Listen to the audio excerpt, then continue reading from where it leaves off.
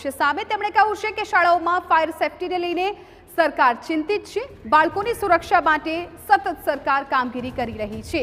તેમનું આ નિવેદન ખૂબ મહત્વપૂર્ણ, કેમ કે એક તરફ અત્યારે રાજ્યમાં ફાયર સેફટી અંગે તપાસ કરવામાં આવી રહી છે અને ઘણી એવી શાળાઓ છે કે જેને સીલ પણ મારી દેવામાં આવી છે। એ વચ્ચે ઋષિકેશ પટેલનું આ નિવેદન, બાળકોના હિત માટે સરકાર વિચારણા કરી રહી છે। ફાયર સેફટીના નિયમો બનાવવાની ચાલી રહી છે કામગીરી।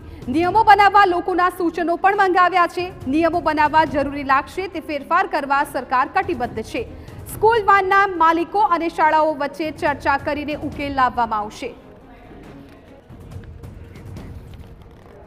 બાળકોની સેફટી વધારે અગત્યની હોય એટલે રાજ્ય સરકાર દ્વારા એના નીતિ નિયમો અમલમાં આવે એ રીતના જે દિશા નિર્દેશો જાહેર કર્યા છે, પરંતુ એમાં કેટલોક સમય લાગે એમ હોય।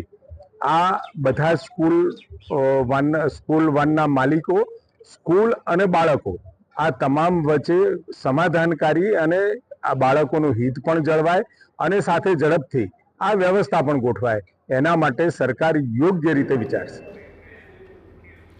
તો આ તરફ રાજકોટમાં TV9 અહેવાલની જોરદાર